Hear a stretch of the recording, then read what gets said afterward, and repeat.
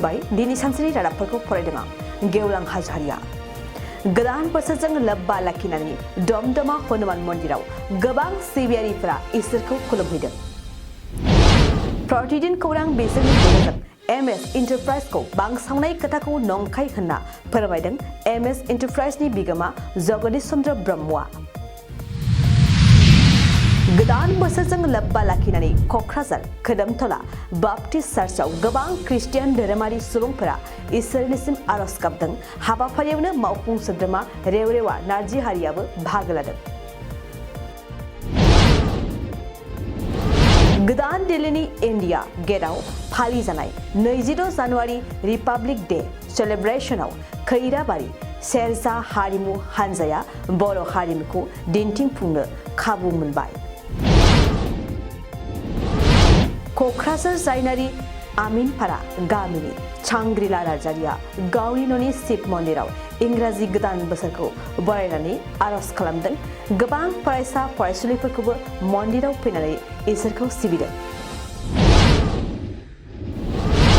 माहारियारि थाखोआव फालिनाय रिपाब्लिक डे सेलिब्रेशनाव बर' हारिमुखौ दिन्थिफुंनो सायख'जानायखौ लानानै खैराबारि दखला एबसुआ खैराबारि सेरजा हारिमु हानजाखौ बरायदों। नावखाथानि बडलेण्ड फाइन आर्ट्स एकाडेमिया सुग्लाय सेरफांनि जोहोलावफुरि पार्कआव उन्दै गेदेर फरायसाफोरखौ लानानै सावगारि एरनाय बादायलायनाय हाबाफारि लादों। सावथुन डाइरेक्टर डक्टर मुसुका रामसियारिजों दिहुनजानाय तेनजिं बड'सानि डकुमेन्टारि सावथुनखौ मुम्बाइआव दिन्थिफुंबाय। गाहाय मन्त्री नरेन्द्र मदिखौ माहारिनि बिफा महात्मा गान्धीजों रुजुनायाव बिहारनि गिबि मन्त्री नीतीश कुमारा बीजेपी दोलोनिसिम गोख्रों सोंथि सोंदों। दिनै सानसेनि रादाबफोरा एसेनोसै। गोजोन्थों।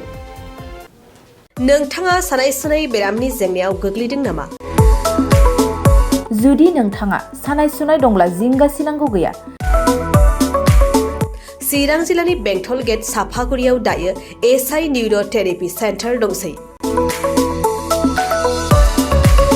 बे थेरापि सेन्टाराव नोंथाङा गोरलैयैनो देहानि सानाय सुनायखौ फाहामथाय लानो हागोन।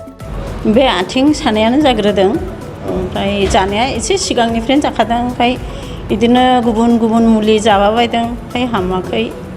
दिनैनि ट्रिटमेन्टआ नङा, आङो एसे मोजां मोनसिनबाय। जेरै सिं सानाय, आफादावदै सानाय, मोदोम जरा सानाय, आइजोफोरनि जेंना, खर' सानाय बायदि बेरामखौ फाहामनाय जायो। लोगोसेयैनो बे सेन्टाराव थानानै फाहामथाय लानो हानायनिबो सुबिदा खालामदों। नोंथांमोनहा SI निउर' थेरापि सेन्टाराव फाहामथाय लानो गोसो दंब्ला नैबे मबाइल नम्बर 7620160459 नङाब्ला 9476977956 आव थोंजों सुलाद लानो हागोन।